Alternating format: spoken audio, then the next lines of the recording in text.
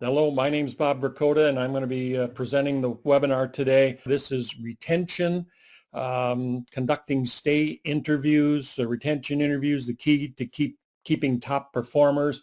And as all of you know, it's been a very difficult and challenging time in recruiting people. So we're going to go through why people stay and leave. We're going to talk about retention interviews, total turnover. Despite this being, and I try to stay up on the Bureau of Labor Statistics and slide number 6, and this is kind of the catch-up on that, quits, layoffs, and discharges. Turnover can be expensive. Society for Human Resource Management, Pew Research, Harvard Business, all of these sources can say it can be 50 to 60%. It can go to over 200%. One of the things we want to kind of focus on is, what is a miserable job, okay? Engagement in the U.S. And I have an updated set of engagement data from Gallup that shows engaged are at about 30% and actively disengaged at about 17% up through 2024. Is the conference board, if we can go on to the job satisfaction continues to increase despite the pandemic.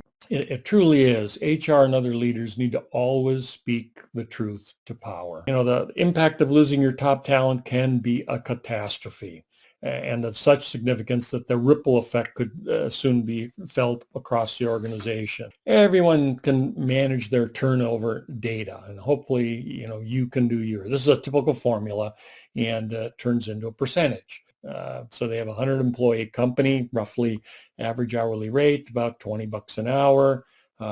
They have an estimated recruitment cost of 50%. It was $500,000. So again, looking at the subsets of the population of employees, is there anything that sticks out to you? Digging into our turnover, how do you manage retention? Well, one place is to evaluate where terminations are coming from.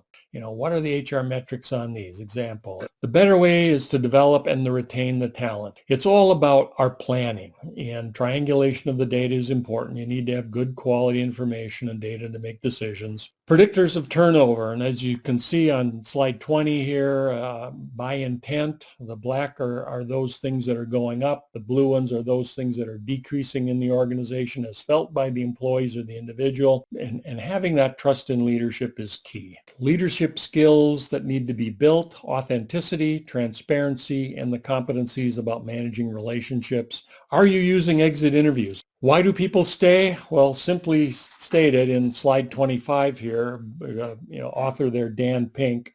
Happiness and well-being, same or similar to the Dan Pink material. What gives joy in the workplace? This is from the Society for Human Resource Management.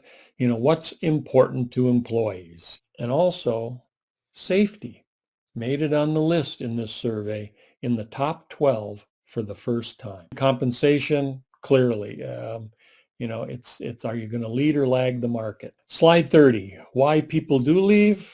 This is what the exit interviews tell you. Slide 31, our top retention strategies, of course. You want to make sure that we've got our compensation is where it needs to be. Managers account for 70% of the variance in employee engagement scores. Are holding them accountable for the turnover. Are you appreciated? It's the linking key of purpose and contribution. Teach managers about performance management. The green key. How often our company raises those employee engagement levels, consistency across every business unit, everything gets better. That retention interview, and this is where you're going to start getting into how do we keep these people. The downside, retention interviews, it takes a commitment. You have to kind of decide where you're going to put your resources, and they're not unlimited. So retention risk matrix is another tool you'll be receiving.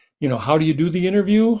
And here's some examples. In terms of the setting, slide 44, it truly needs to be an employee-centered conversation. This is all about my relationship here. Slide 45, don't make promises of permanent employment. Another element of the toolkit, retention tracking. Here's just an example of slide 47 of the form. You can see it as a handout. Another handout, slide 48, clarify the goals of the interview. Assess the employee risk, build a relationship, conducting that interview, schedule and communicate to the employee. And I'll say in advance, and start in advance of the interview. Another form, slide 52, the current situation work environment. It's a little like a SWOT template, if you will, the strengths, weaknesses, opportunities, and threats. Build that plan. Use those SMART goals and the commitments. Now you can see with Sarah and Larry that there's a retention plan. For Sarah, get her into leadership development, offer new research assignment, allow more flexible hours. The best format, slide 55, one-on-one with the manager. Factors to consider, slide 56, you got to have support from the CEO, president, board. And make that goal. What's your environment? What are the opportunities you have? Put your plan together in terms of your retention, those measures that look at the environment and support retention interviews. So let's go into our top 10 before we get into Q&A. Certainly you want to make sure that you have your retention and turnover data in hand along with your employee engagement. Have we done an assessment regarding risk, the little matrix on Sarah and Larry? Meeting with the employees on a regular basis still is one of the most important elements of this, that the plans have to be individualized along with the commitments. And that means, written down, understood by everybody what we're committing to, and then that we truly do follow up. With that, I'll go to slide 60, which is, I know we're over our time. And with that, I'll say thanks, everybody. Stay safe and well out there, and good luck. Bye-bye. Once again, thank you, Bob. So that does conclude the session for today. Thank you everyone for participating. You may all disconnect now. Have a great day ahead. Bye-bye.